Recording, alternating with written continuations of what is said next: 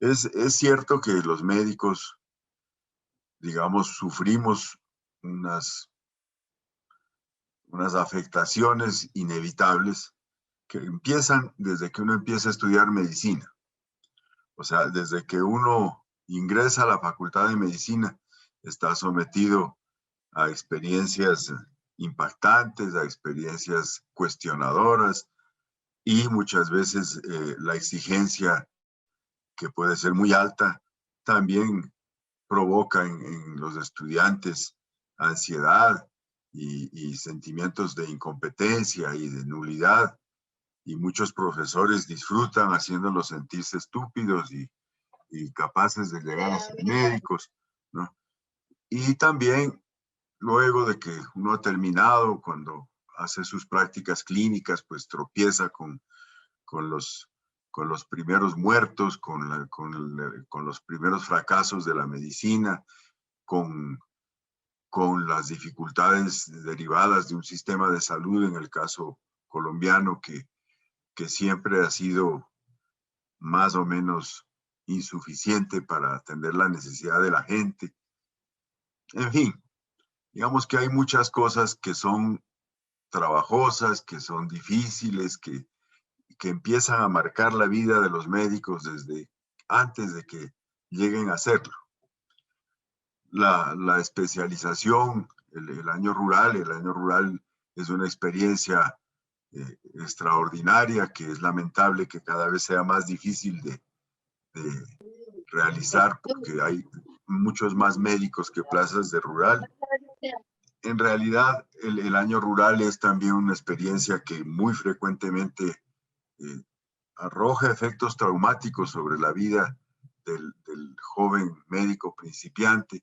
Eh, Muchos médicos recuerdan su rural con horror y traen experiencias extremadamente desagradables y dañinas como consecuencia de su rural, aunque yo sí creo que de todas maneras, cuando uno termina su año rural, pues ya no es el mismo sujeto que era cuando lo empezó. Ahora bien, uno podría enfocar la conferencia pensando primero que todo en el burnout, ¿sí? O sea, en el trastorno por desgaste laboral, como ahora se denomina, ¿sí? Y el trastorno por desgaste laboral, pues fue descrito por primera vez precisamente en personal de salud, en enfermeras jefes de unidades de cuidados intensivos. Ahí se hizo la primera descripción, con esa gente se hizo la primera descripción del burnout. Después, por supuesto, el estudio se extendió a otras áreas y resultó evidente que el burnout pues también era padecido por los médicos, por los residentes especialmente, y mucho, ¿no? Y luego incluso por otras personas de profesiones distintas, maestros de niños especiales, guardianes de cárcel, ¿sí? Cualquier trabajo en suma que lo ponga uno en contacto constante, prolongado y directo con el infinito océano de la miseria y el dolor humanos, ¿sí? Y entonces esa es, digamos, la primera cosa que uno tiene que tener claro. Cuando uno es médico, cuando uno es enfermero, cuando uno es psicólogo clínico, cuando uno es terapeuta respiratorio, cuando uno es auxiliar de enfermería, está, está enfrentado durante muchas décadas, a veces 35 años es el promedio de trabajo, ¿no?, que la gente tiene antes de pensar en pensionarse, de contacto constante con el infinito océano de miseria y de dolor que la especie humana tiene consigo. Algunos sujetos no son, no son competentes para soportar tan largo desgaste y tan larga confrontación, y esos sujetos, pues, digamos, abandonan la profesión o simplemente se enferman intentando cumplir con una tarea que les es imposible o dificultosa, ¿sí? Además, y esto nos lleva a un aspecto particular de lo médico y de las profesiones de salud, y es que tendríamos que hacernos la pregunta, ¿qué hace que uno se decida por ser médico? O sea, ¿qué hay detrás de la vocación médica? Porque cuando los primeros estudios de burnout se hicieron, una de las cosas que se puso en evidencia es que un factor precipitante, un factor, digamos, sí, un factor facilitador del burnout, es que no haya existido una genuina vocación médica, o vocación por la enfermería, o vocación por el trabajo en salud, y que ese trabajo le haya sido impuesto por los padres o impuesto por una presión social, o simplemente sea el hacer algo, ¿no? que satisfaga mis necesidades básicas, y, y mucha gente estudia medicina, y yo creo que eso es tal vez ahora un poco más frecuente que antes. Estudia medicina básicamente porque considera que es una profesión que tiene cierto prestigio social, pero que además de eso garantiza unos ingresos para tener una vida decorosa. Si esas son las razones para hacerse médico, pues probablemente va a vivir, o enfermera o lo que sea, va a vivir una vida desagradable, ¿no? Triste y angustiada toda la vida. O sea, yo sí creo y en eso sí me afirmo, digamos, en la teoría psicoanalítica, que es la sublimación de tendencias infantiles lo que permite que realmente el quehacer en medicina o en derecho o en lo que sea, ¿sí? O en cualquiera de las especialidades médicas, es lo que le permite a uno sobrevivir a esos 35, 40 o más años a veces, ¿no? De estar en contacto con el dolor, con el sufrimiento, con la miseria, con la pobreza de lo humana, y con la finitud humana, y la enfermedad humana y el dolor humano que nunca termina. Entonces, si uno tiene una genuina vocación, o sea, si uno está sublimando sus tendencias infantiles al decidir hacer medicina o alguna de sus especialidades, o enfermería, cualquiera de las profesiones sanitarias, pues eso será la primera garantía respecto a mantenerse saludable y razonablemente sano, a pesar de la exposición prolongada a esos factores que he mencionado. Si uno no tiene eso, probablemente se enfermará, le irá mal, y, y sufrirá, y lo que es también grave, hará sufrir a otros, hará sufrir a sus pacientes, hará sufrir a su familia, y ya. Ahora, ¿cómo sabe uno que alguien está sublimando? Uno sabe que alguien está sublimando cuando es feliz haciendo eso que hace. Cuando uno está contento y se siente feliz y realizado, como dicen, ¿sí? Después de cada día de trabajo, independientemente de que a veces nos sintamos desesperanzados o desilusionados, o abrumados por un fracaso, un procedimiento, o por un error diagnóstico, o lo que sea. Pero en general, uno sabe que alguien está ejerciendo su profesión de manera genuina y acorde a una vocación verdadera, cuando es feliz haciéndolo. ¿Sí? La felicidad no tiene una medida posible, es un sentimiento de satisfacción con el quehacer, es una necesidad de seguir haciendo eso, incluso cuando ya ha pasado el tiempo en el que normalmente uno se ocupa en esas tareas, y eso es, digamos, el primer factor protector. Ahora, sin embargo, y aún teniendo la más sólida de las vocaciones, creo yo que hay momentos históricos o circunstancias particulares que pueden hacer mucho daño, y que aún teniendo el colega una sólida ocasión puede alterarse y puede entristecerse y puede enfermarse. ¿Cuáles son esas? Las situaciones de emergencia, las situaciones catastróficas, ¿sí? En las experiencias que en alguna época de mi vida yo tuve ayudando en el manejo de desastres, lo que primero me llamó la atención cuando empecé con el desastre, con la avalancha de Armero, ¿sí? Lo primero que yo observé asombrado es que quienes peor estaban eran las personas del área de salud.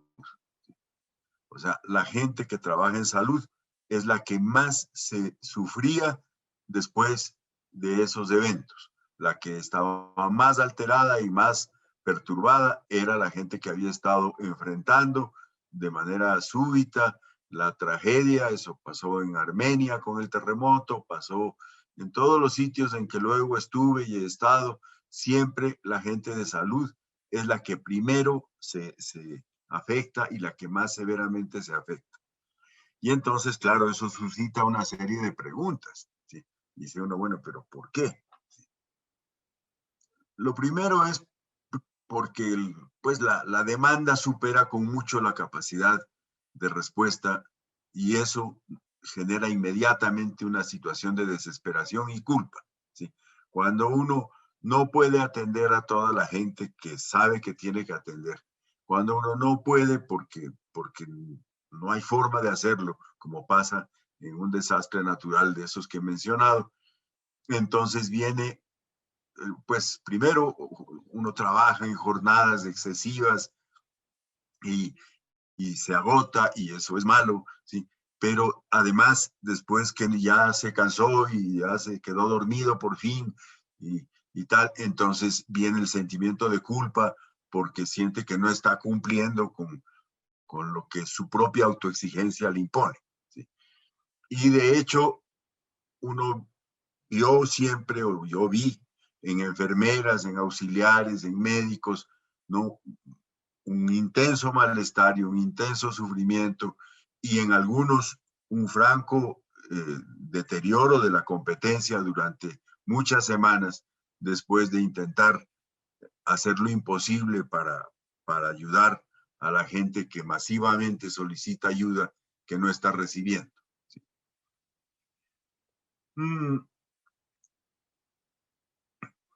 Otro aspecto más que hay que tocar cuando uno habla del sufrimiento médico, digamos, es un hecho sobre el que uno tiene que llamar la atención, y es el siguiente. Los médicos, más en unas especialidades que en otras, tienen o suelen tener rasgos notables de personalidad narcisista. Eso es un lugar común. Nosotros mismos nos lo decimos entre nosotros, fulano de tal es un narciso, los colegas de tal especialidad son unos narcisos, son insoportables, son engreídos, son arrogantes, son despectivos y lamentablemente eso es cierto con mucha frecuencia. Evidentemente, los rasgos narcisistas de personalidad son algo que provoca una debilidad, incrementa la vulnerabilidad a la tensión del sufrimiento. ¿Por qué? Porque el sujeto se autoimpone exigencias muy superiores a las de su propia capacidad y está dispuesto a meterse en tareas que claramente lo van a superar, ¿sí? Todo por darle gusto a ese tirano interno que es el narciso que llevamos adentro. Y eso, por supuesto, contribuye al agotamiento y a la sensación de fracaso y a la sensación de ser inútil. Y todos esos sentimientos son, por supuesto, absolutamente destructivos de una persona con rasgos narcisistas marcados. Yo creo que una de las cosas que le hace mucho bien a uno, como decía hace un rato, es el rural, porque después de un año rural uno descubre que no era que no era tan extraordinario ni tan omnipotente como creía, y que el cartón de médico no lo hace a uno sabio como uno pensaba o deseaba, ¿no? Y que uno está limitado, y que está limitado muchas veces por cosas que ni siquiera son la propia ignorancia, sino que son falencias del sistema de salud o dificultades derivadas de la naturaleza misma de las patologías que pretendemos atender. Yo creo que en algunas áreas, como por ejemplo para aquellos que trabajan en cuidados paliativos, a los que trabajamos en psiquiatría, a los que trabajamos en oncología, a los que trabajan en áreas, digamos, en donde la morbimortalidad es muy elevada, ¿no? Evidentemente nos hace mucho daño la cotidiana sensación de fracaso. Pero cuanto más daño, cuando el daño es tanto mayor, cuanto más acentuados sean los rasgos narcisistas de personalidad. Ahora, se dice, y es un lugar común, que nos volvemos narcisistas, que la medicina nos vuelve narcisos, y que si uno se hace cirujano, pues es todavía más narciso, y que las fábricas de narcisos son las facultades de medicina y algunos de sus departamentos. Pero eso no es cierto, ¿sí? Es exactamente al revés. En investigaciones que se hicieron en la Facultad de Medicina en la que yo trabajo, ¿sí? Se hicieron perfiles de personalidad sistemáticamente, especialmente en los aspirantes del grupo más talentoso, del grupo que entraba con las más altas notas y con las calificaciones mayores de las pruebas del ICFES. ¿Y qué encontramos? Que ese grupo, que era el grupo preferido para el ingreso, presentaba, y eran muchachos de 17, 18 años, presentaba claros rasgos de personalidad narcisista. O sea, no es que nos volvamos narcisos porque estudiamos medicina, sino que por narcisos estudiamos medicina. Precisamente porque queremos una cosa difícil, larga, retadora, ¿no?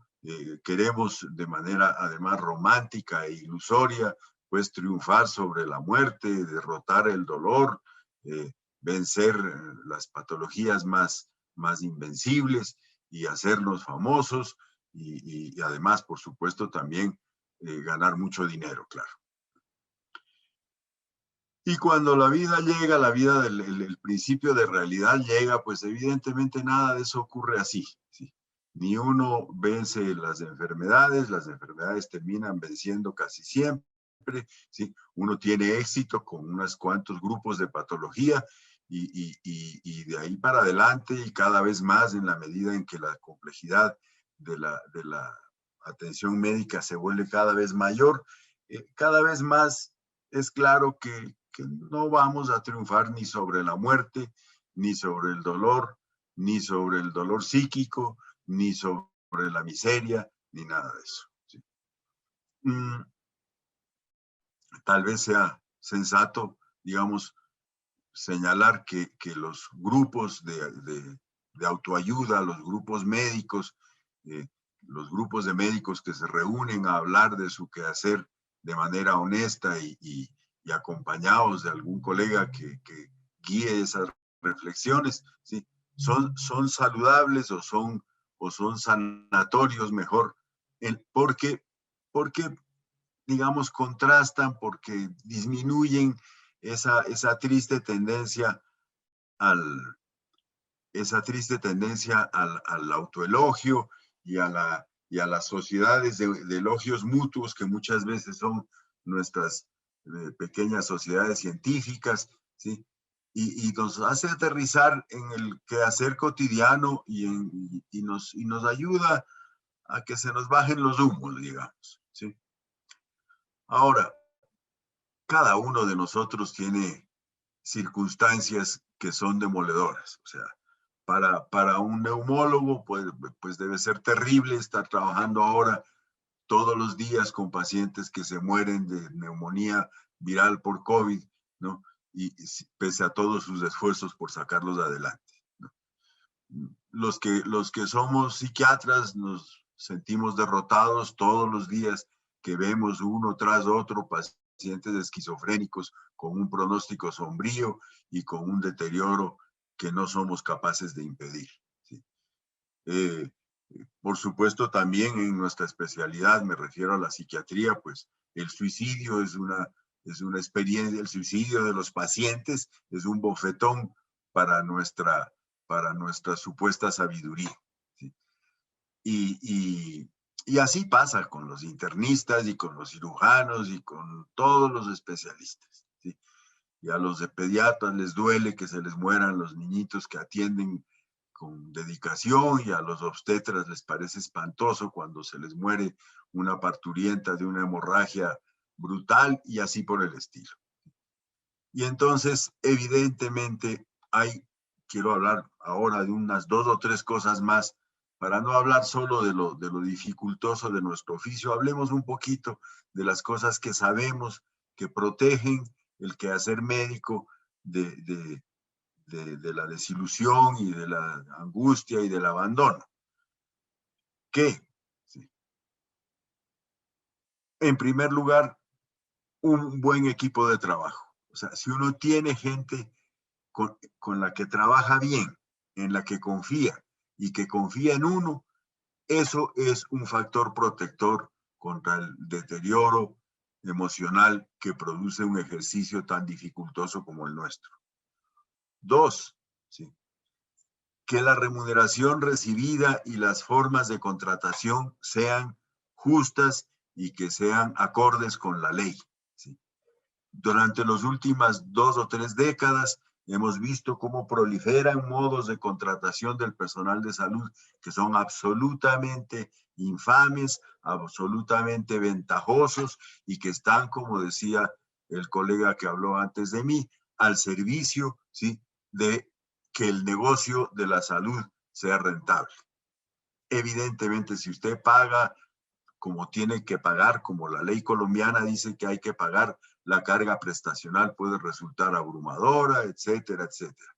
Pero aún así es claro que los sujetos a quienes les pagan bien, que tienen contratos a término indefinido, que no tienen esos vergonzosos contratos administrativos de prestación de servicios que son humillantes para el médico y ofensivos para su bienestar, pues evidentemente, como les digo, eso se sabe que es un factor protector.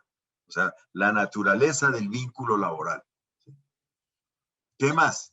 Otra cosa que es protectora es tener una vida personal en donde obtenga uno, donde uno tenga satisfacciones, ¿no?, y gratificaciones necesarias para poder vivir en un duro trabajo como el que tenemos.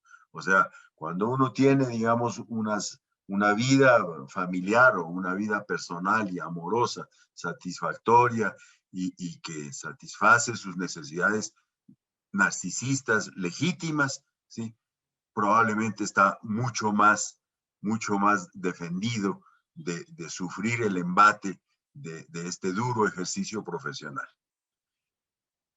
¿Qué más? Sí.